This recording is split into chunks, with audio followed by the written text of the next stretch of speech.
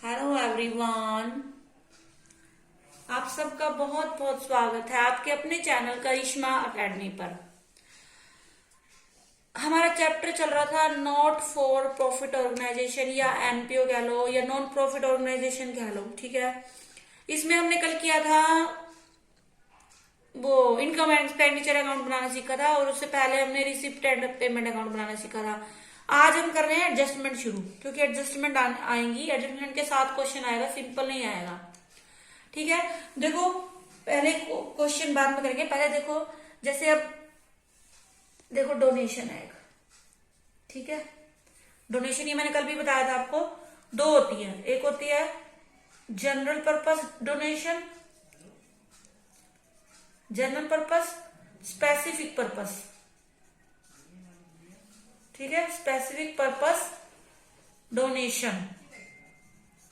अब देखो नाम से पता चल रहा है जनरल पर्पस, यानी जो भाई कोई बाउंडेशन नहीं होती, जो ये पैसा मिलता है ये कहीं भी खर्च किया जा सकता है, मर्जी है उस संस्था की, उस एनपीओ की, कि वो इस पैसे को कहीं भी खर्च कर सकता है, किसी स्पेशल पर्पस के लिए नहीं है ये, ठीक है। तो इसका ट्रीटमेंट कहाँ होगा, ये कहा जाएगा इनकम एंड एक्सपेंडिचर अकाउंट में जाएगी। कहाँ जाएगी? इनकम एंड एक्सपेंडिचर अकाउंट में जाएगी। और कहाँ जाएगी? क्रेडिट साइड में जाएगी। क्रेडिट साइड क्यों जाएगी? क्योंकि इनकम कहाँ जाती है? क्रेडिट साइड में जाती है। और अगर एक्सपेंस होता है तो वो कहाँ जाता है? इनकम एंड एक्सपेंडिचर के डेबिट साइड में जाता है, ठीक है। अगर जनरल पर्पस के लिए है डोनेशन, तो इनकम एंड एक्सपेंडिचर अकाउंट में क्या है, ये इनकम मानी जाएगी और कहाँ जाएगा? क्रेडिट साइड में आ जाएगी इनकम एंड एक्सपेंडिचर अकाउंट की, ठीक है। स्पेसिफिक पर्पस डोनेशन क्या होती है? बाउंड होती है। बाउंड होती है मतलब क्या होता है, जिस पर्पस के लिए दिया है ना उसी पर्पस में आप इसको यूज कर सकते हो और कहीं इसको यूज नहीं कर सकते आप, ठीक है। जब तक ये यूज नहीं होती तब तक हम इसको कहाँ दिखाते हैं? बैलेंस शीट में दिखाते हैं इसको हम, बैलेंस शीट में लायबिलिटी साइड में, ठीक है। बैलेंस शीट में कहाँ दिखाते हैं? लायबिलिटी साइड में, ठीक है। ये ध्यान रखना आपने, डोनेशन का ऐसे ट्रीटमेंट करेंगे, ठीक है। उसके बाद देखो दूसरा है जो हमारे पास फंड बने होते हैं, फंड, ठीक है। स्पेसिफिक फंड होते हैं, ठीक है। फंड में नाम दिया होगा, जैसे वही कोई भी हो सकता है, जैसे मैच फंड है, टूर्नामेंट फंड है, टूर्नामेंट है, कोई बिल्डिंग फंड है, ऐसे नेम दिया होगा। देखो जब स्पेशल नेम दिया है तो मतलब क्या है कि ये स्पेसिफिक फंड है। इसको हम जैसे अब मैच फंड बना हो तो इसमें जितना भी पैसा पड़ा होगा इस फंड के अंदर, वो सारा पैसा सिर्फ कहाँ पे यूज किया होगा? कहाँ करेंगे यूज? मैच करवाने में यूज करेंगे, ठीक है। उसी के जो भी उससे रिलेटेड खर्चा होगा उस पर खर्च होगा ये पैसा। टूर्नामेंट वाला भी कहाँ होगा? टूर्नामेंट करवाने पे। बिल्डिंग वाला कहाँ होगा? बिल्डिंग बनवाने पे। मतलब नाम आगे दिया हो, अगर सपोज करो नाम ना दिया हो, ऐसे दिया हो, मतलब ऐसे ही जनरल फंड है, सिंपल जनरल एक्सपेंस होते हैं जैसे, तो उसको कहाँ करते हैं?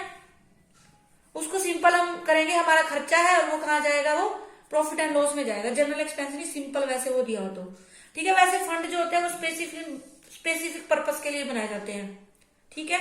तो इसका ट्रीटमेंट भी कहाँ होगा? बैलेंस शीट की लायबिलिटी साइड में दिखाएंगे जब तक ये यूज नहीं होगा हमारा, ठीक है।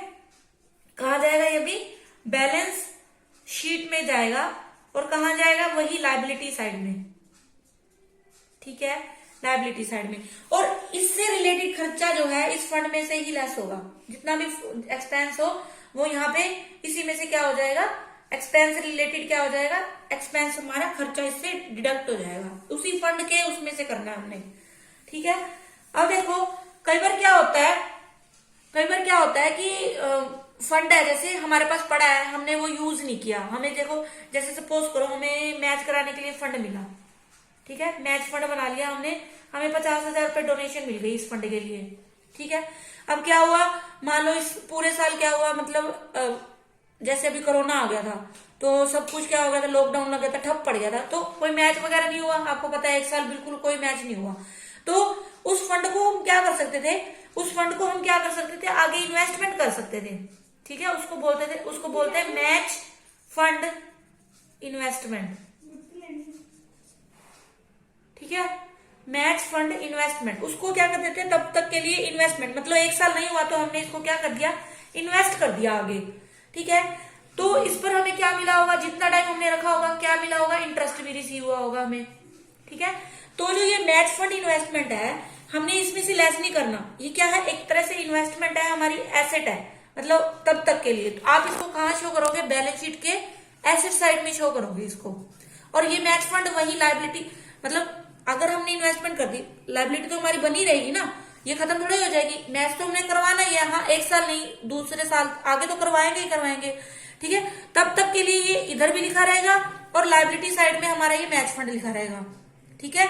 और जो इससे ये रिलेटेड इनकम है, जो भी इंटरेस्ट आएगा वो मैच फंड के अंदर ऐड हो जाएगा। क्यों, क्योंकि जो ये इनकम है वो इसी फंड को इन्वेस्ट करने से हमें रिसीव हुई है, ठीक है।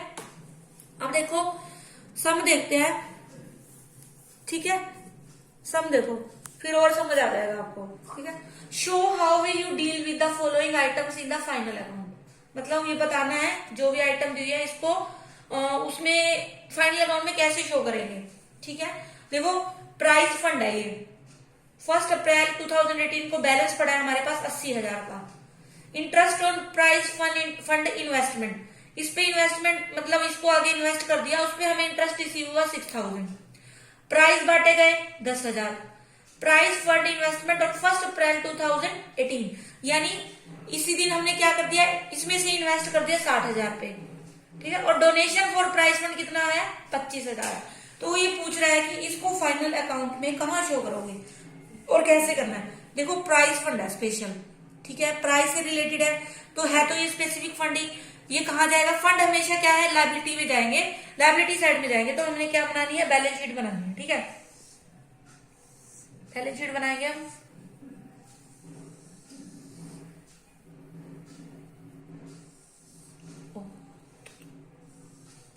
यहाँ पे क्या आएगा हमारा, लायबिलिटी, यहाँ पे अमाउंट, एसेट्स और लायबिलिटी, ओ सॉरी अमाउंट, और यहाँ पे क्या आ जाएगा हमारा, balance sheet as on 31st, जो भी डेट दी वो लिख लेना, ठीक है। यानी 31 अप्रैल 18 में दिया हुआ है, 31 मार्च 2019 आ जाएगा यहाँ पे, ठीक है। 31 मार्च, क्योंकि ये हमारा 18 का दिया तो ये हमारा 19 को बनेगा, अब लास्ट में मतलब 31 मार्च को बनेगी हमारी बैलेंस शीट, ठीक है। अब इसको हमने शो करना है, ठीक है। तो देखो प्राइस फंड पहले लिखेंगे, यहाँ पे प्राइस फंड कितना है हमारे पास, 80,000 का है, ठीक है। अब इससे रिलेटेड जो भी खर्चा है वो इसी में से लेस करना है, और जो भी इससे इनकम हो रही है वो इसी के अंदर ऐड कर देनी है हमें। देखो यहाँ पे इंटरेस्ट रिसीव हो रहा है तो इंटरेस्ट ऐड कर देंगे, क्या लिखेंगे, plus interest on price fund investment कितनी है, 6,000 है, ठीक है। उसके बाद क्या है, प्राइस बांटे हैं, प्राइस क्या हो जाएंगे, माइनस हो जाएंगे। प्राइस गिवन कितने हैं, 10,000 के है, तो 10,000 ये माइनस में है, ठीक है। उसके बाद क्या दिया हुआ है, प्राइस फंड इन्वेस्टमेंट है, तो ये यहाँ पे लिखेंगे प्राइस फंड इन्वेस्टमेंट। इन्वेस्टमेंट वैसे भी एसेट हो गई, मतलब सिर्फ लिखना है आगे, उसके बाद जब भी ट्रीटमेंट होगा वो अपने आप ही सही हो जाएगा, ठीक है। 60,000 का मतलब हमने ये इसमें से इन्वेस्टमेंट कर दिया, ठीक है। उसके बाद हमें डोनेशन और रिसीव होगी, तो इसको क्या कर देंगे, ऐड कर देंगे इस डोनेशन को भी, क्योंकि ये डोनेशन भी किसके लिए मिली है, प्राइस फंड के लिए मिली है हमें, ठीक है। डोनेशन फॉर प्राइज फंड, ठीक है, कितनी है, 25,000। अब जो भी लेस सब ऐड उड करके ना, वो इसमें से हम क्या करेंगे, जो भी लेस करना है, जो नेट है वो यहां लिख देंगे। देखो 80, ये 1,05,000 हो गया, 1,05,000 10 1,15,000 हो गया, 1,15,000 में से 6 जाएंगे, यानी कितना आ जाएगा, 1,09,000 आ जाएगा इसका, ठीक है। 80,000 और ये इंटरेस्ट इसमें ऐड हो गया, सॉरी ऐड वाला है मैंने माइनस कर दिया, माइनस का ये है, तो 80 और 5 ये हो गया 1,05,000, 1,05,000 और 6 1,11,000, 1,11,000 में से 10 जाएगा, 1,01,000 बचा हमारे पास, 1,01,000। ये अभी भी हमारे पास क्या है, प्राइज फंड में बचा हुआ है पैसा, ठीक है, क्या है ये अभी भी हमारे पास बचा हुआ है, ठीक है। एक और रिवर्स केस भी आ जाता है कई बार, देखो यहाँ तो क्या है, हमारे पास फंड बचा हुआ है, कई बार क्या होता है खर्चा ज्यादा हो जाता है और फंड हमारे पास कम पड़ जाता है, ठीक है। सपोज करो यहाँ पे मेरे पास होता प्राइस, हमने मान लो ये हमारे पास प्राइस फंड होता सिर्फ हमारे पास 30,000 का, ठीक है।